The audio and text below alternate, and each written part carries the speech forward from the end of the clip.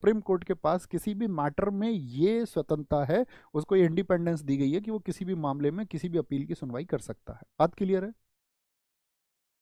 बात क्लियर है? नहीं जा सकते दिलीप कुमार जी, प्रोसीजर है, डिस्ट्रिक्ट कोर्ट के बाद में सीधे जाएंगे हाई कोर्ट, हाई कोर्ट के बाद में सुप्रीम कोर्ट जाना है। अक्सर मैंने बोला किसी भी मामले में, और वैसे जनरली होता क्या है, ये जो होता है सुनवाई का अधिकार, ये सीरियस केसेस में ही होता है अक्सर, लिख लेना, अक्सर गंभीर मामलों में, अक्सर, क्योंकि सुप्रीम कोर्ट करेगा ही, क्योंकि भाई प्रोसीजर अपना बर्डन क्यों बढ़ाएगा, तो इसको लिख सकते हैं सुप्रीम कोर्ट, यानी जो सुप्रीम कोर्ट है, supreme court has the authority, has the authority, has the authority to hear any appeal, to hear any appeal, बस इतना लिख लेंगे, उससे बात बन जाए। आर्टिकल 136, इसके बाद में आता है आर्टिकल, इसी बात के लिए आर्टिकल 138, वो कहता है मूल क्षेत्राधिकार का विस्तार। मूल क्षेत्राधिकार में क्या बताया था मैंने आपको, बताओ मूल क्षेत्राधिकार क्या होता है? दो शब्दों में बताना है आपको, आपको लिमिटेशन मैंने दे दी कि आपको मूल क्षेत्राधिकार को दो शब्दों में बताना है। मूल क्षेत्राधिकार का विस्तार, ठीक है, इसका विस्तार किया, कौन करेगा ये विस्तार? कभी भी संसद द्वारा होगा। अभी हमने पढ़ा था मूल क्षेत्राधिकार होता है यानी कि expansion of original, original jurisdiction, ये हमेशा कौन करेगी? आपका संसद, यानी कि पार्लियामेंट, बाय पार्लियामेंट होगा, बाय पार्लियामेंट। हमने बताया था मूल क्षेत्राधिकार उसको कहते हैं साथी कि जिसकी सुनवाई सीधे सुप्रीम कोर्ट में होती है। मैंने दो स्थिति बताई, आत्यंतिक होंगे जो सिर्फ और सिर्फ सुप्रीम कोर्ट में, और कुछ ऐसे होंगे जो सुप्रीम कोर्ट और अन्य न्यायालयों में सुने जा सकते हैं। यही हमने बताया था आपको, हाँ या ना? तो आप कहेंगे हाँ जी। तो कुछ ऐसा भी तो हो सकता है कि भविष्य में या कभी ऐसी जरूरत हुई कि भाई इस मामले की सुनवाई केवल और केवल सुप्रीम कोर्ट में होगी। अभी तो हमने तीन स्थितियां बताई थी। तो सुप्रीम कोर्ट का जो मूल क्षेत्राधिकार है उसको विस्तार भी किया जा सकता है कि भाई इन मामलों की सुनवाई भी अब सुप्रीम कोर्ट में होगी। तो ये अधिकार किसको दिया गया है? संसद को दिया गया है, संसद को। तो इसको बस छोटे से शब्द थे ये। फिर आता है इंपोर्टेंट एक आपका आर्टिकल 129। अब ऐसे में सोचना भैया इनको हमने क्रम से क्यों नहीं पढ़ा, ऐसा तो दिमाग नहीं लगाओगे। कुछ छोटे बुद्धू बच्चे होते हैं, वो सोचते हैं यार पहले तो 124 पढ़ना चाहिए था। तो हमने पढ़ा है एक क्रम से, न्यायालय होगा, न्यायालय में न्यायाधीश होंगे, न्यायाधीशों को कैसे हटाया जाएगा, फिर न्यायालय के अधिकार कौन कौन से हैं, ठीक है। तो हमेशा पॉलिटी को पढ़ने का ऐसा नहीं होता कि आर्टिकल 1 से शुरू करके 395 तक पढ़ दो, वो कोई क्रम ही नहीं है, कोई मतलब ही नहीं है उस बात का, है ना। क्या आएंगे बच्चे, अभी आप समझोगे संवर्ती का सर क्या मतलब होता है। तो संवर्ती का मतलब होता है, अगर मैं आसान से शब्दों में बताऊं, जिसमें केंद्र और राज्य दोनों की बात हो, ठीक है। अभी हम आगे चल के बताएंगे, अभी मैंने संवर्ती शब्द को पहले भी एक्सप्लेन किया है पिछली क्लासेस में भी, कि एक तो आपका संघ सूची के विषय होते हैं, यानी कि जिन पर कानून सिर्फ केंद्र सरकार बना सकती है, राज्य सूची के विषय होते हैं जिन पर कानून राज्य सरकार बना सकते हैं, जिनको स्टेट लिस्ट बोलते हैं, एक होते हैं आपका संवर्ती सूची कॉन्करेंट, जिस पर कानून दोनों बना सकते हैं। अभी हम एक क्लास रखेंगे ना बाद में जब आपका सूचियों का बंटवारा, तो उसमें और विस्तार से उसको समझेंगे, थोड़ा इंतजार आपको करना पड़ेगा, ठीक है। आर्टिकल 129 क्या कहता है बताओ? आर्टिकल 29 कहता है supreme court, SC supreme court एक अभिलेख न्यायालय है। अभिलेख न्यायालय, अब अभिलेख न्यायालय होने का क्या मतलब है? एक अभिलेख न्यायालय है, supreme court is a court of record, supreme court is a court of, is a court of record, ठीक है। देखो अभिलेख न्यायालय होने का मतलब क्या होता है, दो चीजें इसमें शामिल हैं। पहली चीज है सुप्रीम कोर्ट के जितने भी फैसले होंगे वो लिखित होंगे, ऐसा नहीं है ओरली बोल दिया उन्होंने। सुप्रीम कोर्ट के फैसले क्या होते हैं? लिखित होते हैं, यानी इसके जो डिसीजंस होंगे वो कैसे होंगे? वो रिटेन फॉर्म में होंगे, रिटेन होंगे, लिखे एवं, लिखित एवं अभिलेख के रूप में, और हमेशा वो रखे भी जाएंगे। अभिलेख यानी कि रिकॉर्ड के रूप में होते हैं, रिकॉर्ड के रूप में होते हैं। ये तो छोटी चीज है, कि भाई सुप्रीम कोर्ट का कोई भी वर्डिक्ट आएगा, कोई भी डिसीजन आएगा, कोई भी निर्णय आएगा, वो कैसा होगा हमेशा, ऐसा नहीं है उसको ऑरली बोल दिया गया है, वो हमेशा होगा लिखित। और वो हमेशा के लिए क्या होगा, रखा भी जाएगा कि भाई ये निर्णय इस मामले में ये हमारी ये जज बैठे थे, ये बेंच थी, टोटल नंबर ऑफ जजेस ये थे, और इनके द्वारा इन इन बिंदुओं पर चर्चा की गई और ये डिसीजन यहाँ पर सुनाया गया। बात क्लियर है। दूसरा बिंदु क्या है, वो भी बहुत महत्वपूर्ण है कि यह अधीनस्थ न्यायालय के लिए, अधीनस्थ न्यायालय सुप्रीम कोर्ट के लिए कौन है, जरा आंसर लिखिए। मैंने आपसे एक प्रश्न किया अब तक जो था ना, मैंने आपको सिखाया कि सुप्रीम कोर्ट के लिए सबऑर्डिनेट कोर्ट कौन है।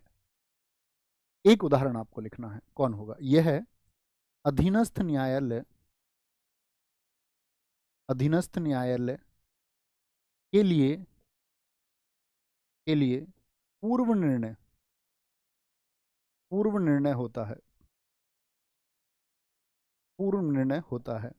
यानी हम कह सकते हैं इसको president for, president president for subordinate courts, subordinates courts. मामला समझे इस बात को। अब देखो इसको और समझो। जैसे सुप्रीम कोर्ट ने कोई डिसीजन सुना दिया आपका, मान के चलो सुप्रीम कोर्ट ने कोई डिसीजन सुना दिया आपका फंडामेंटल राइट्स के बारे में। अब उसने डिसीजन सुना दिया कि भाई फंडामेंटल राइट्स का जो है इन स्थितियों में हनन नहीं होना चाहिए। तो ये जो डिसीजन सुप्रीम कोर्ट सुना चुका है, हाई कोर्ट इस डिसीजन को अलग से सुनाएगा या इसी डिसीजन को इसको मानना होगा। तो मान के चलो हाई कोर्ट में कोई बहस चल रही है और उसी मामले से संबंधित बहस है और सुप्रीम कोर्ट का कोई डिसीजन आ चुका है, तो हाई कोर्ट क्या करेगा, एविडेंस बना देगा, उसको साक्ष्य बना देगा कि सुप्रीम कोर्ट ने ऐसा कहा है, इसीलिए अब वो क्या होगा, वो वैध होगा सभी सबऑर्डिनेट्स के लिए। डिस्ट्रिक्ट कोर्ट में भी वो बात मान्य होगी और साथ में हाई कोर्ट में भी वही बात मान्य होगी। ठीक है, ऐसा नहीं है कि अलग से वहां पर कोई बेंच बैठेगी हाई कोर्ट में, डिस्ट्रिक्ट कोर्ट में कोई बेंच बैठेगी, वो अपने अलग नहीं। जो सुप्रीम कोर्ट का निर्णय है, यानी इसी सुप्रीम कोर्ट का जो भी डिसीजन है, वो सभी अदालतों के लिए मान्य होगा। अब मान के चलो किसी अदालत ने नहीं माना उसको, या किसी व्यक्ति ने नहीं माना, या किसी संस्था ने नहीं माना, तब क्या होगा। तो तब तीसरी स्थिति आती है आपका, याद रख लेना, ये भी इसी आर्टिकल में कहा गया है, अपने निर्णय की अवहेलना पर दंड दे सकता है। अपने निर्णय की अवहेलना, यानी अब उसके डिसीजन को किसी ने डिसऑबे किया तो पनिश कर सकता है, अवहेलना पर दंड दे सकता है, दंड का प्रावधान, या दंड दे सकता है ये लिखिए तो लंबे समय तक याद रहता है, दे सकता है, पनिश कर सकता है। Can punish for disobeying, can punish for disobeying, what disobeying, disobeying his decisions, disobeying his decisions. बात समझे, डिसीजंस। जैसे अब ये क्या होता है, सुप्रीम कोर्ट का कोई निर्णय आया, मान के चलो कल को सुप्रीम कोर्ट ने आपका 3 तलाक पर कोई निर्णय दे दिया, या अन्य कोई भी मामले में निर्णय दे दिया, या जैसे मैंने अभी कहा था आपसे रिसेंट में, अभी 1 सप्ताह पहले क्या किया, तो आपका सुप्रीम कोर्ट ने कहा है कि हाई कोर्ट में तदर्थ न्यायाधीश हो सकते हैं। अब एक साहब आए उठ के, वो अपना न्यूज़ चैनल चलाते थे, या अपना कोई पत्रकार थे वो, या कोई पत्रिका वो छापते थे, तो उन्होंने एक ऐसा स्टेटमेंट दे दिया जो बेवजह की आलोचना है, क्रिटिसाइज करने लग गए सुप्रीम कोर्ट को, सुप्रीम कोर्ट की मनमानी है, ये है वो है, तो आप इसकी आलोचना नहीं कर सकते गलत तरीके से, मतलब तथ्य सही थे और आप उनकी गलत आलोचना कर रहे हैं, तो आप आलोचना नहीं कर सकते, कोई व्यक्ति नहीं कर सकता, कोई संस्था नहीं कर सकती, नहीं तो सुप्रीम कोर्ट क्या करेगा, उसको डिसऑबे कर देगा। हाँ, आप एक सही आलोचना कर सकते हो, जैसे मान के चलो कोई निर्णय आपका गलत आ गया सुप्रीम कोर्ट के द्वारा, तो अक्सर आप देखते हो देश में विरोध होता है कि नहीं होता, आप कहेंगे हाँ विरोध होता है भैया। तो जब देश में विरोध होता है और उस तरह विरोध की स्थिति बनती है, और सही आलोचना यानी कि सही तरीके से आप उसको क्रिटिसाइज कर सकते हो, उसकी निंदा कर सकते हो, तब ऐसा नहीं है कि हर बात पर सुप्रीम कोर्ट आपको पनिश कर देगा, इस तरह तो आपकी आवाज़ का दमन हो जाएगा। यानी कि गलत तरीके से क्रिटिसाइज नहीं कर सकते हो। न्यूज़ चैनल आपका उसको कुछ गलत खबर उस पर नहीं छाप सकता है, आपका कोई टीवी है या कोई ब्रॉडकास्टिंग हो रही है, कोई डिजिटल मीडिया है, तो उस तरह का जो है गलत प्रकाशन नहीं होना चाहिए। ठीक है, यानी सुप्रीम कोर्ट को हमने बताया कि सुप्रीम कोर्ट एक अभिलेख न्यायालय है। उसके अभिलेख न्यायालय होने का क्या मतलब है, रिकॉर्ड होने का क्या मतलब है, कोर्ट ऑफ रिकॉर्ड। तो उसके फैसले हमेशा कैसे होंगे, रिकॉर्ड में होंगे और रिटेन होंगे। कैसे होंगे, रिटेन होंगे। इसने जो डिसीजन दे दिया वो सबऑर्डिनेट कोर्ट्स यानी अधीनस्थ न्यायालयों के लिए मान्य होगा, और अगर उसको नहीं मान रहा है कोई तो उसके लिए उसको दंड का प्रावधान दिया गया है। यानी कि सुप्रीम कोर्ट कोई भी फैसला या डिसीजन दे सकता है, इस बात को भी लिख लेना। मैंने बोला ना जो भी फैसला आया, तो आर्टिकल 142 इस बारे में एक्सप्लेन करता है बहुत ज़्यादा। आर्टिकल 142 बताता है सुप्रीम कोर्ट कोई भी फैसला या आदेश सुना सकता है, उसके लिए वो स्वतंत्र है। फैसला या आदेश, तो भैया वो तो गलत फैसला हो सकता है, उसमें तो करेक्शन की जरूरत हो सकती है या नहीं। Any decision any order supreme court can pass. तो अब आप सोचोगे कि भैया ऐसा भी तो हो सकता है कि कोई गलत निर्णय हो, उसमें सुधार की गुंजाइश होती है, तो सुधार की गुंजाइश के लिए हम पढ़ेंगे न्यायिक समीक्षा। कि भाई कोई डिसीजन कोर्ट ने सुना दिया है, आज कोर्ट ने कहा कि भाई इस मामले में इस तरह का निर्णय होगा, लेकिन बाद में क्या होगा, सुप्रीम कोर्ट को या जनता ने कुछ उसका विरोध किया बहुत ज़्यादा, तो सुप्रीम कोर्ट क्या है, उसको फिर से जुडिशियल रिव्यू शब्द का अर्थ ही यही है कि उसकी समीक्षा की जा सकती है। जैसे आप अक्सर सुनते हो ना, अधिकारियों ने समीक्षा बैठक बुलाई, तो वो क्या करते हैं कि किसी योजना को सरकार को लागू करना था। अब सरकार ने देखा एक समय के बाद में कि भाई इस योजना में तो ये कमियां हैं, या मान के चलो आपको पढ़ाने के लिए हमने कोई योजना बनाई, और बाद में हमको पता चलता है कि यार इस योजना में इस तरह की त्रुटियां हैं, इस तरह तो नहीं होगा। तो उसको फिर हमने क्या किया, उसकी समीक्षा की, बैठ करके मीटिंग की, और एक समीक्षा में ये बात निकली कि नहीं, अब जो है ना इसको बदलना होगा। तो इसी को बोलते हैं न्यायिक समीक्षा, जुडिशियल रिव्यू। लेकिन जुडिशियल रिव्यू के लिए एक शर्त है, पहले जो फैसला सुनाया था उस बेंच में, मान के चलो आपका, मुझे बताओ केशवानंद भारती बेंच में कितने लोग थे। सबसे अच्छा उदाहरण आप इसको जानते हैं, तो आप कहोगे उसमें 13 जजेस थे, 7-6 से उसका डिसीजन आया था, 7 पॉजिटिव थे और 6 नेगेटिव थे, तो कुल कितने जज थे, 13 जज थे। अब अगर उसी मामले में, क्योंकि केशवानंद भारतीवाद ने कह दिया कि मतलब एंटायर कॉन्स्टिट्यूशन को चेंज किया जा सकता है, सिर्फ बेसिक स्ट्रक्चर को ध्यान में रखना है, पूरे संविधान को बदला जा सकता है, लेकिन मूल ढांचे का ध्यान रखना होगा। तो ये डिसीजन सुना दिया गया। अब इस तरह के किसी मामले की न्यायिक समीक्षा करनी है भविष्य में, तो जजेस जो होंगे वो 13 नहीं होंगे।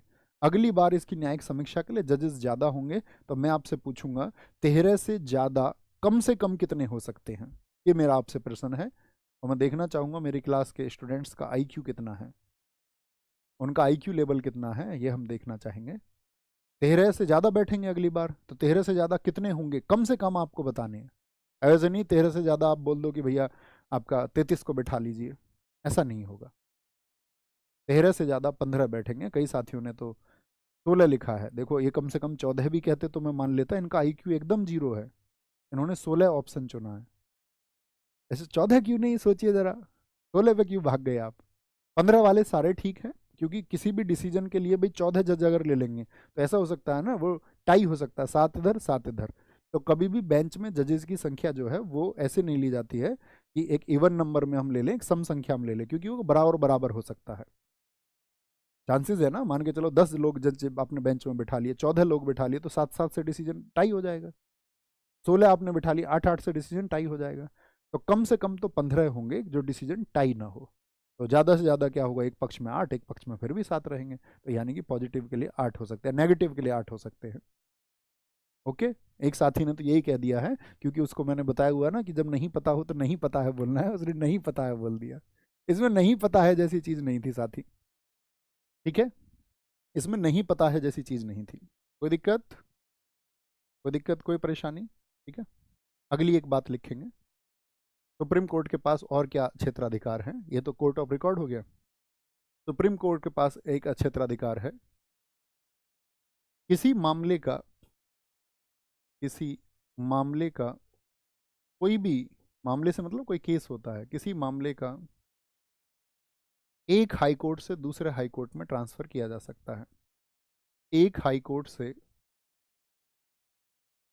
दूसरे हाई कोर्ट में स्थानांतरण। जैसे एक व्यक्ति ने कहा कि भाई नहीं, मेरे साथ तो वहां पर ज्यादती होगी यूपी में, और मेरे मामले की सुनवाई यूपी हाई कोर्ट में नहीं होनी चाहिए, इलाहाबाद हाई कोर्ट में नहीं होनी चाहिए, तो सुप्रीम कोर्ट में उसने अपील दी, तो सुप्रीम कोर्ट के पास अधिकार है इस मामले का। आप सोचना कि आपसे पूछा जाएगा एक हाई कोर्ट से दूसरे हाई कोर्ट में किसी मामले को ट्रांसफर किया जा सकता है, ट्रांसफर ऑफ नहीं था, जब इस तरह की विसंगतियां आई, देखा गया कि ये होना चाहिए, तो इसको आपका जब 42वां संविधान संशोधन